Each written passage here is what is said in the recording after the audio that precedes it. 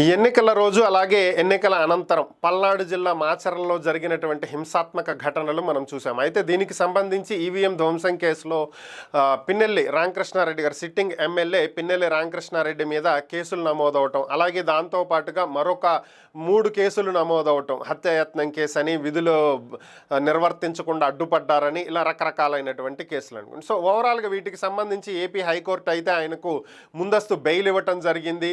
6వ తేదీ వరకు ఎలాంటి చర్యలు చేపట్టొద్దని కూడా చెప్పడం జరిగింది. అయితే దీన్ని సవాలు చేస్తూనే టీడీపీ పార్టీకి చెందినటువంటి పాల్వాయి గేటు పోలింగ్ బూత్కి సంబంధించినటువంటి టీడీపీ ఏజెంట్ శేషగిరిరావు సుప్రీంకోర్టుని ఆశ్రయించడం జరిగింది. ఇప్పుడు దీనికి సంబంధించినటువంటి తీర్పే ఈరోజు సుప్రీంకోర్టు వెలువరించడం జరిగింది. మ్యాటర్ ఏంటంటే ఈవీఎం ధ్వంసం చేస్తున్నటువంటి టైంలో టీడీపీ ఏజెంట్ అడ్డుకోవటం జరిగింది. పాల్వాయి గేట్ దాంట్లోనే ఈవీఎం ధ్వంసానికి సంబంధించినటువంటి రికార్డ్ ఫుటేజ్ బయటకు రావటం జరిగింది. అయితే ఆ సమయంలో హత్యాయత్నానికి కూడా పాల్పడ్డారని, అయినా సరే హైకోర్టు అతనికి బెయిల్ ఇచ్చింది.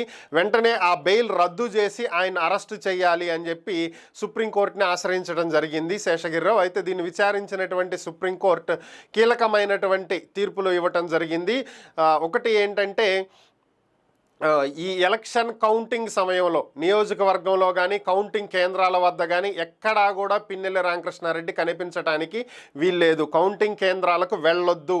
ఏదైతే ఏపీ హైకోర్టు మాచర్లలో ఉన్నటువంటి కౌంటింగ్ కేంద్రాలకి వెళ్ళొద్దు, మాచర్ల బయట ఎక్కడైనా సరే, అదే నరసరావుపేటలోనో ఇంకో చోట కౌంటింగ్ కేంద్రానికి వెళ్ళాలనుకుంటే వెళ్ళొచ్చు అని చెప్పించింది. కానీ సుప్రీంకోర్టు మాత్రం అసలు కౌంటింగ్ కేంద్రం దగ్గరికే వెళ్ళొద్దు అని చెప్పి తీర్పు ఇవ్వటం జరిగింది. దీంతో పాటుగా హైకోర్టు ఇచ్చినటువంటి ముందస్తు బెయిల్ని తప్పుబట్టింది. దీంట్లో మనం కొంచెం న్యాయ పరిధి దాటి వ్యవహరించినట్లుగా అనిపిస్తుంది. కాబట్టి దీన్ని సరిచేసుకుంటే బాగుంటుంది. హైకోర్టు ఇలాంటి తీర్పు ఇస్తుందని చెప్పి భావించలేదు మేము.